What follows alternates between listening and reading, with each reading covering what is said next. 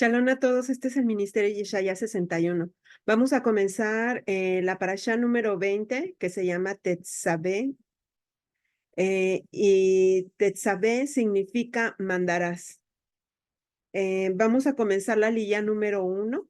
Esta porción se encuentra en Éxodo, capítulo 27, verso 20, hasta el capítulo 28, verso 12.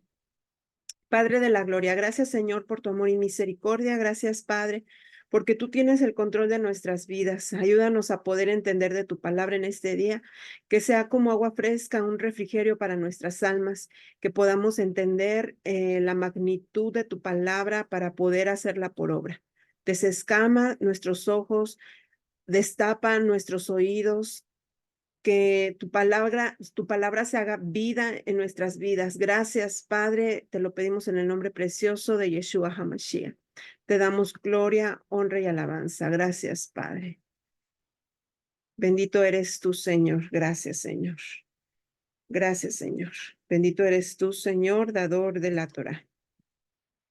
La palabra del Eterno dice en Éxodo 27:20, en donde se habla del aceite para las lámparas. Dice, y mandarás a los hijos de Israel que te traigan el aceite puro de olivas machacadas para el alumbrado, para que la lámpara arda continuamente. En la tienda de reunión, fuera del velo que está delante del testimonio, Aarón y sus hijos las mantendrán en orden delante del Señor desde la tarde hasta la mañana. Será estatuto perpetuo para todas las generaciones de los hijos de Israel. Antes de comenzar al siguiente capítulo, aquí yo quiero resaltar el aceite de las lámparas de la menorá. Este aceite tenía que ser machacado para poder alumbrar, porque antes no funcionaba la electricidad, no había nada de esto, sino que dentro de ese tabernáculo tenía que estar estas especificaciones de esa lámpara. Y esta lámpara tenía que arder continuamente. Las olivas machacadas pasan por un proceso para sacar ese aceite de ellas, un aceite puro. Tienen que pasar por un prensado, tienen que pasar por un proceso muy fuerte en el cual nosotros tenemos que tener ese aceite. Cuando nosotros pasamos por un proceso, el Señor va a hacer que ese proceso, a través de ese proceso, tengamos ese aceite. Muchos dicen, ¿por qué me sucede esto a mí? ¿Por qué me está pasando esto a mí? Pero no se dan cuenta que ese proceso es un proceso de purificación para sacar el aceite más puro, y que el día en que el Señor quiera, nosotros tengamos dispuesto ese aceite en el cual se ha ido trabajando en ello. Ahora vamos al capítulo 28, hasta el verso 12 vamos a leer. Entonces, aquí vamos a hablar de las vestiduras de los sacerdotes. Dice la palabra, entonces harás que se acerque a ti de entre los hijos de Israel tu hermano Aarón, y con él y sus hijos para que me sirvan como sacerdotes. Aarón con Abá, Abiú, Eleazar e Itamar, hijos de Aarón. Y harás vestiduras sagradas para tu hermano Aarón, para gloria y para hermosura. Y hablarás a todos los hábiles artífices a quienes yo he llenado de espíritu de sabiduría, y ellos harán las vestiduras de Aarón para consagrarlo, a fin de que me sirva como sacerdote. Estas son las vestiduras que harán: un pectoral, un efón, un manto, una túnica tejida a cuadros, una tiara y un cinturón. Y harás vestiduras sagradas para tu hermano Aarón y para sus hijos, a fin de que me sirvan como sacerdotes. Y tomarás para ello el oro y la tela azul, púrpura y escarlata y el lino fino. Harán también el efod de oro, de tela azul, púrpura y escarlata y de lino fino torcido, obra de hábil artificio. Tendrán 2 hombreras para que se junten a sus 2 extremos, para que se puedan unir. El cinto hábilmente tejido que estará sobre él será de la misma obra, del mismo material, de oro, de tela azul, púrpura, escarlata y de lino fino torcido. Y tomarás 2 piedras de ónice y grabadas en ellas y grabarás en ellas los nombres de los hijos de Israel.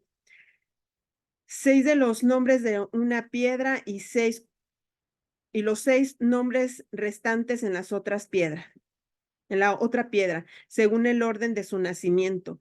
Así como un joyero graba un sello, tú grabarás las 12 piedras con los nombres de los hijos de Israel.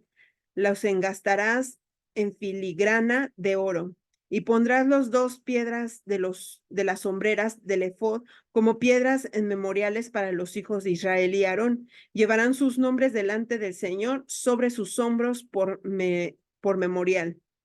Entonces aquí ya estamos viendo cómo van a ser las vestiduras, en las cuales el Señor está especificando nuevamente colores, la tela, cada una de las vestiduras que va a llevar el sacerdote y el sumo sacerdote. Está aquí convocando a Aarón, a Nadab, a Abiú, Eleazar e Itamar, que son los hijos de Aarón. Muchas, algunas de estas cosas son piedras preciosas, otros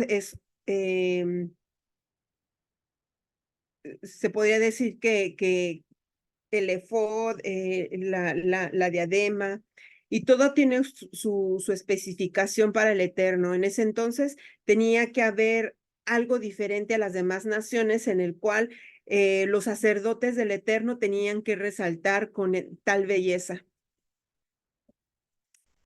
Bueno, pues sí, aquí continuamos con la narración de la escritura.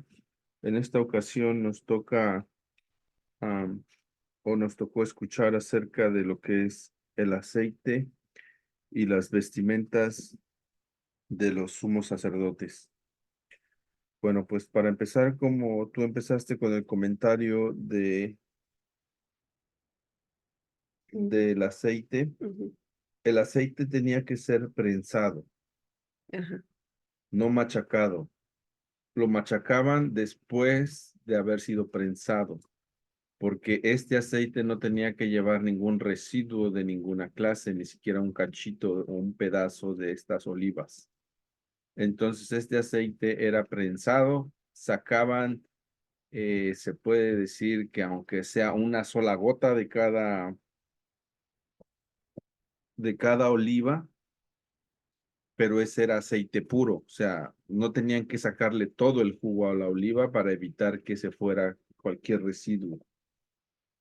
Entonces, no es que desperdiciaban lo demás, sino lo demás, después de que hacían ese prensado para sacarle ese primer aceite, lo volvían a procesar para ser machacado ahora, y ese aceite era para las demás ofrendas, para las libaciones que se hacían en el tabernáculo y después en el templo.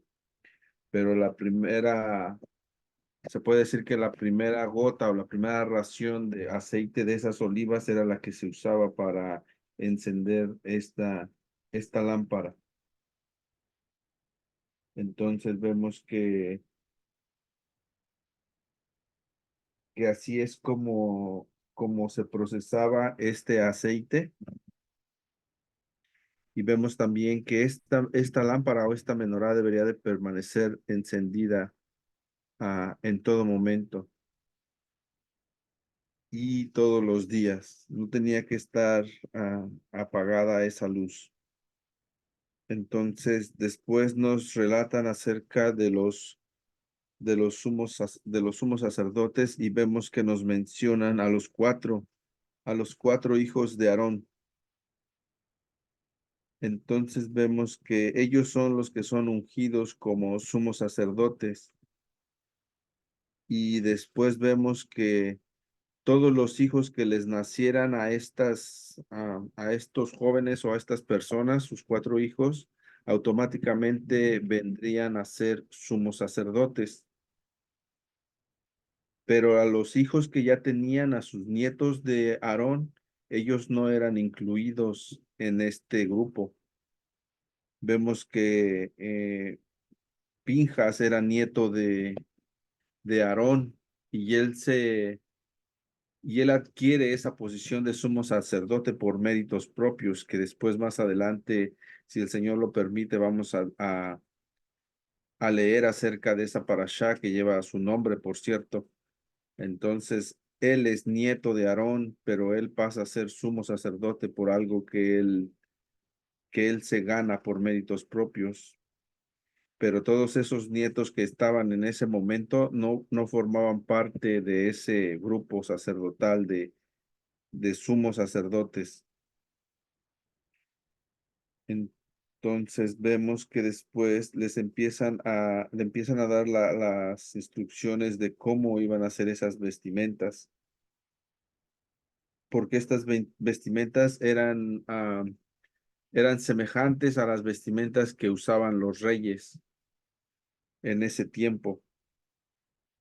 Entonces, el Señor quería que así fueran para que ellos tuvieran como un reconocimiento o para simbolizar la gloria que el Señor les estaba dando, para poder hacer una separación entre lo que era un sumo sacerdote y un sacerdote normal, porque debemos recordar que, que los levitas todos son sacerdotes, pero no todos los levitas podían llegar a sacerdotes. Entonces el Señor estaba haciendo distinción entre un sacerdote regular y un sumo sacerdote en este momento que les estaban construyendo estas vestimentas. Después también vemos que el Señor le pide a Moshe que tenía que hablar con artesanos que fueran aptos para estos trabajos, que tuvieran una sabiduría divina y pudieran entender lo que Moshe les podía transmitir para que pudieran formar o construir estas vestimentas. Cuando se llevaba a cabo el servicio en el templo o en este caso en el tabernáculo, el sumo sacerdote tenía que vestirse con estas ropas especiales porque de acuerdo a lo que ellos entendían, si no hacía esto, este servicio iba a carecer de validez ritual. Entonces, la nación tenía que reconocer que Aarón y sus hijos se encontraban en un plano más elevado, espiritualmente hablando, y esa era la razón por la cual solo ellos eran calificados para realizar este tipo de trabajo o de servicio. Esto era importante debido a que la forma en que se hace o en que enfrentamos una tarea influye en la manera en que nosotros la llevemos a cabo. En este caso, ya en el puro, ¿cómo se dirá?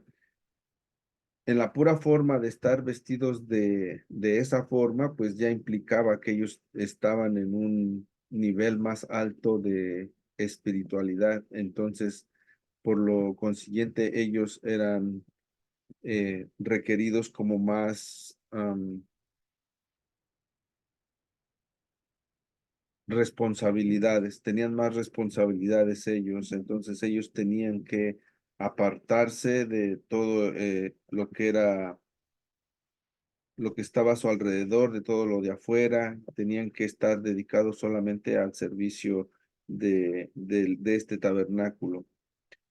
Vemos que estas vestimentas, yo no sé si llegaste hasta ahí, pero creo que sí, son 8 vestimentas, pero se puede decir que 2 grupos, que son las vestimentas blancas y las vestimentas de oro, porque hay 4 que usaban normalmente y que esas eran las que usaban bueno, todos usaban esas 4, las vestiduras blancas, y los que los iba a diferenciar a ser un sumo sacerdote eran las vestiduras de oro, las cuales conformaban algunas piezas de oro y eran vestidas en varias partes del servicio de Yom Kippur. Él portaba estas vestimentas no todas, pero sí algunas de ellas. Y para un servicio o normal que ellos hacían eran las otras vestiduras, las blancas. Entonces vemos que por ejemplo, la diadema de oro no era en sí una prenda de vestir, sino que era algo que lo distinguía en cuanto a su santidad, porque vemos que eso mismo decía, santidad a Jehová. Entonces era la distinción que él portaba. También nos habla de un manto, de una túnica. Era algo similar, pero el manto es como una prenda abierta en los costados la túnica era como una bata que se ponía directamente en su cuerpo y el manto iba encima de esa túnica. También nos habla del efod. El efod era como un tipo, lo que se le conoce hoy, no sé si ustedes sepan lo que es un overol nosotros lo conocemos como un peto, como un tipo overol o un tipo mandil que llevaba un cuadro sujetado de los dos tirantes. Por eso yo lo relaciono con el peto, no tanto con la parte de abajo como pantalón, porque era tipo mandil, pero tenía un cuadro como los overoles, que ellos les ponen un cierre hoy en día, pero en vez de ese cuadro con ese cierre, en ese tiempo llevaba lo que le llaman el efod, el cuadro donde iban las piedras que llevaban los nombres de las tribus de Israel. También encuentro un comentario que decía que el hilo era ornamentado, que eran seis hebras de lana turquesa y una de oro. Y lo mismo se hacía con las de lana púrpura y la lana carmesí y el lino. Eran 6 hebras de cada material que eran trenzadas y todas llevaban una hebra de oro. Así es como ellos tuvieron que coser este efod y de esa forma quedaría ya formado como lo que el Señor le había transmitido a Moshe, que tenía que él que transmitirlo a la persona que lo fuera a hacer. Bueno, aquí en la figura que vemos, en estas vestiduras sacerdotales, vemos la diferencia entre las vestiduras sacerdotales comunes y las sacerdotales del sumo sacerdote, valga la redundancia. Entonces vemos cada aspecto que el Señor estaba diciendo. En el pectoral que está aquí están las piedras de cada tribu y en cada costado estaba la de Urim y Tumim. En este pectoral podemos ver que decía el Señor que tenía que poner los nombres de cada tribu. Acá en la piedra de ónice, que eran las sombreras, estaba conectado con ese pectoral. Esas piedras se podría decir que es el peso que tiene el sacerdote para llevar en su corazón al todo, a esas tribus, al pueblo del Señor. Entonces, aquí está la plancha de oro, la placa o la diadema, como muchos lo conocen, lo que acaba de decir mi esposo. La mitra era lo mismo que llevaba el sacerdote y el sumo sacerdote. Y así como él dice que había otras cosas que llevaba de oro, ese era un nivel diferente. Entonces, estos sacerdotes comunes podían entrar a aprender la menorá, podrían entrar a cambiar los panes, podrían entrar a poner incienso en cierto lugar. Entonces, aquí vemos el cinto que también era hecho a mano, si no mal recuerdo. Eh, entonces, estas vestiduras sacerdotales vemos que son muy diferentes en ese tiempo. O sea, todos aquellos pueblos se magnificaban, se sorprendían, decían, wow, porque esto causaba mucha impresión en ese entonces. Eh, por la magnitud era como una realeza con piedras preciosas, con oro, era wow. la vestimenta sacerdotal era se podría decir, mayor que la de un rey. Entonces voy a dejar de compartir esto. Y hoy en día, ¿qué es lo que podemos decir de todo ello? Nosotros tenemos que pasar por procesos. Tenemos que ser luz a las naciones, así como Yeshua es luz a las naciones y la lumbrera mayor. Nosotros tenemos que ser esa lucecita que esté en cualquier rincón de las naciones, las cuales tenemos que sobresalir en nuestros hechos, en nuestros actos, en nuestras actitudes, en nuestra manera de hablar, en nuestra manera de movernos con el Señor, con el Eterno. Entre nosotros más nos adentremos en la palabra del Eterno y Él se nos revele más, nuestras vidas van a ser transformadas y cambiadas, no por fuerza humana, sino por voluntad propia. Esta menorá, como ya hemos visto, se podría decir que tipifica a Yeshua porque Él es las luz a las naciones. Y como nosotros como discípulos tenemos que seguirlo. Yeshua tuvo que pasar por un proceso de machacado, un proceso en el cual no fue nada fácil. ¿Qué nos hace pensar a nosotros hoy en día que nuestro proceso va a ser mejor y más simple? No puedo compararme con Yeshua, no podemos.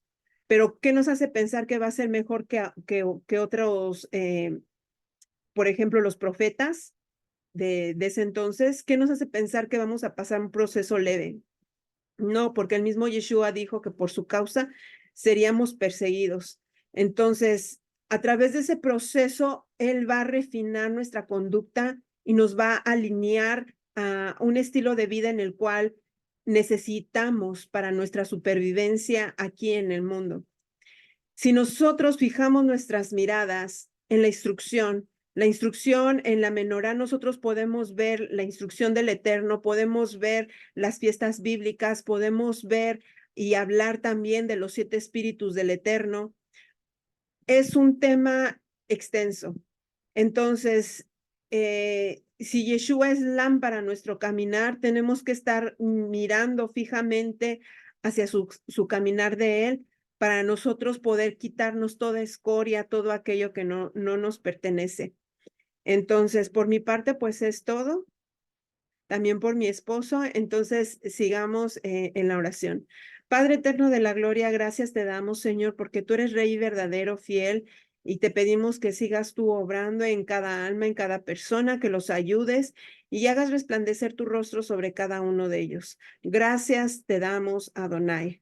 Bendice a cada familia, a cada persona que mire o escuche este video, Señor, o a aquellos que pasen de casualidad por este canal, que seas tú hablando a sus corazones y exhortándonos, Padre, a seguir adelante con tu palabra. Gracias, Señor, en el nombre poderoso de Yeshua HaMashiach. Amén. Bendecido día. Ahí en la descripción les dejo lo que pueden seguir para seguir su estudio. Bendiciones a todos y shalom.